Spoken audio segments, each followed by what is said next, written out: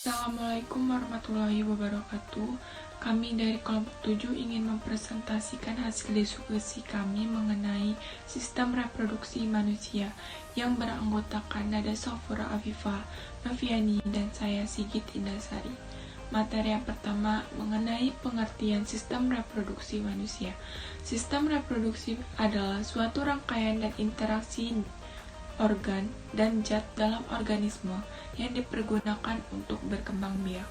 Reproduksi pada manusia terjadi secara seksual, artinya terbentuknya individu baru diawali dengan bersatunya sel kelamin laki-laki atau sperma dan sel kelamin perempuan atau sel telur.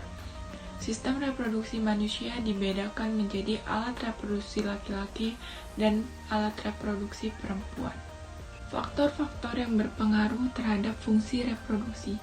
Dua faktor yang mempengaruhi pengetahuan kesehatan reproduksi menurut Noto Atmojo 2007, yaitu ada faktor eksternal dan faktor internal.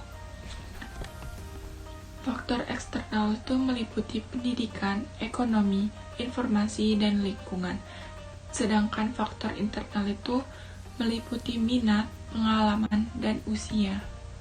Menurut Noto Atmojo juga ada 4 faktor yang berpengaruh pada kesehatan reproduksi, yaitu yang pertama faktor sosial, ekonomi, dan demografi, yang kedua faktor budaya dan lingkungan, yang ketiga faktor psikologis, dan yang keempat faktor biologis.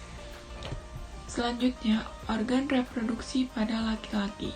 Alat reproduksi laki-laki terdiri dari alat kelamin bagian luar dan alat kelamin bagian dalam. Alat kelamin bagian luar terdiri dari penis dan skrotum, sedangkan alat kelamin bagian dalam terdiri dari testis, epididymis, vas deferens, prostat, uretra, vesika seminalis, dan kelenjar bulbouretral.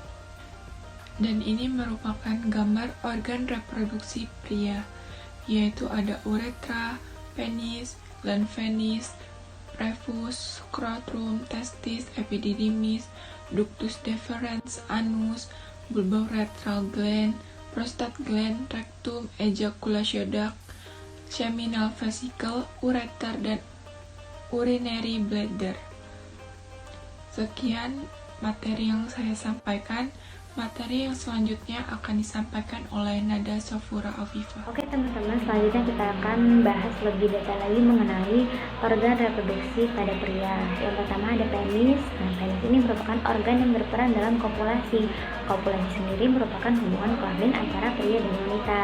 Penis tersusun atas 3 silinder jaringan erektil yang mirip spons, berasal dari vena dan kapiler yang sudah mengalami modifikasi.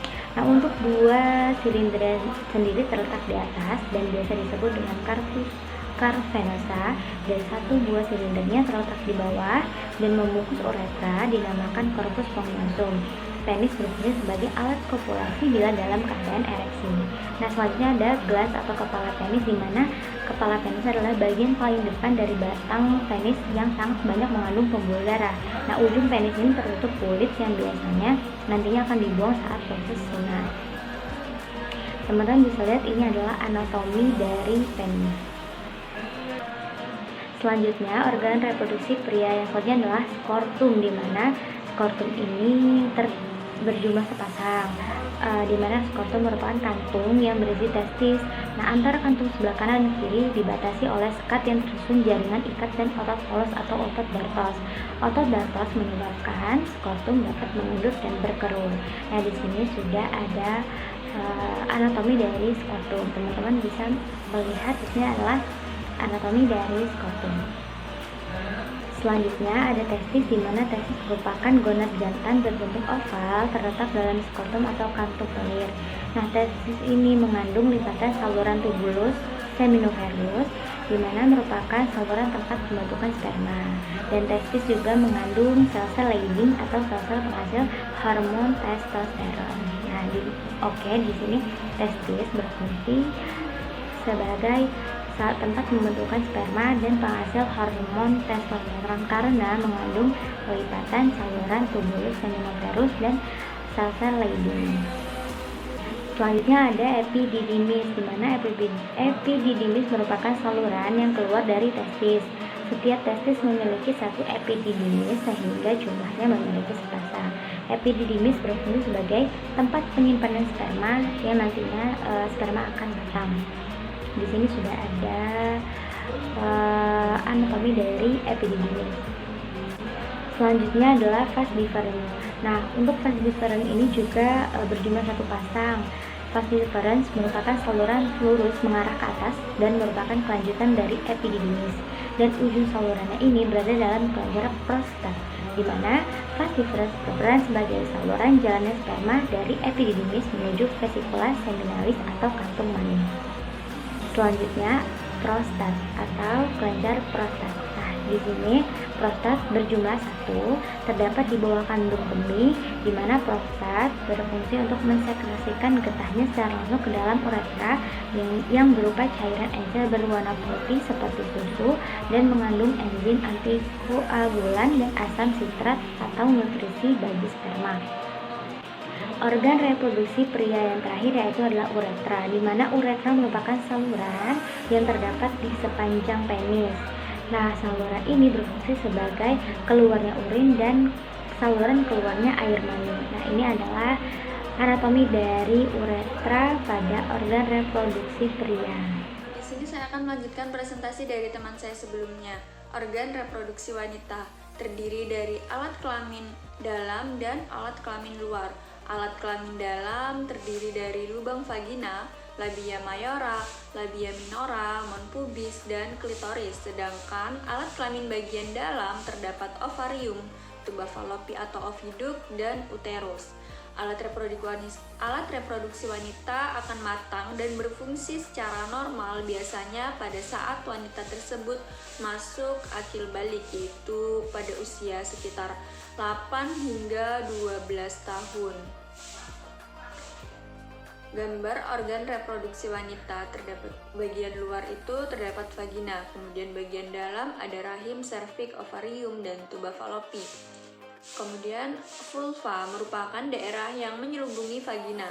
Vagina itu terdiri dari mon pubis, labia, klitoris, daerah ujung luar vagina, dan saluran kemih. Mon pubis adalah gundukan jaringan lemak yang terdapat di bagian bawah perut. Labia adalah lipatan berbentuk seperti bibir yang terletak di dasar mon pubis. Labia terdiri dari dua bibir, yaitu bibir luar dan bibir dalam. Bibir luar disebut labium mayora dan bibir dalam disebut labium minora. Nah, kemudian ada lagi klitoris. Nah, klitoris ini terletak di pertemuan antara dua labia minora dan mon pubis tadi. Ukurannya sangat kecil sebesar kacang polong. Nah, di sana itu terdapat banyak sekali sel saraf sensori dan pembuluh darah. Selanjutnya ada ovarium. Ovarium merupakan gonad perempuan yang berfungsi menghasilkan ovum dan mensekresikan hormon kelamin perempuan, yaitu estrogen dan progesteron. Ovarium terbungkus oleh kapsul pelindung yang kuat dan banyak mengandung folikel.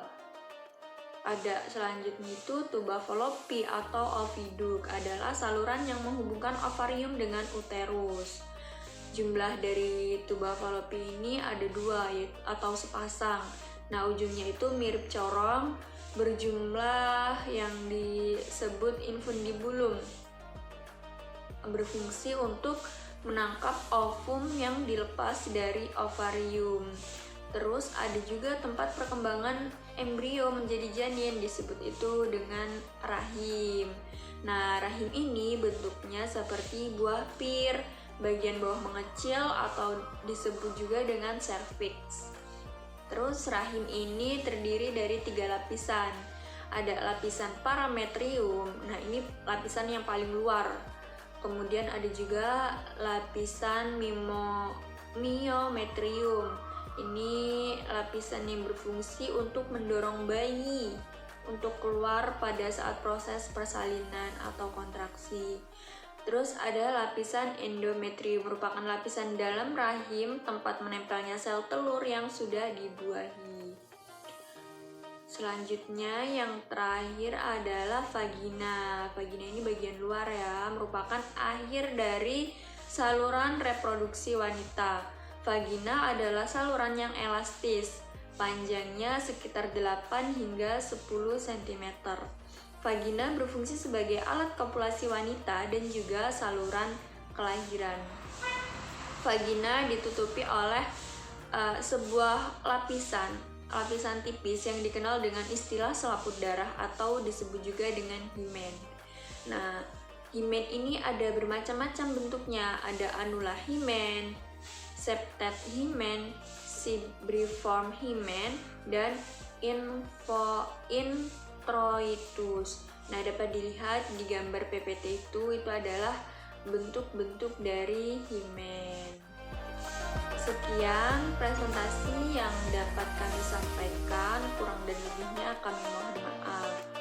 Saya akhiri, wassalamualaikum warahmatullahi wabarakatuh.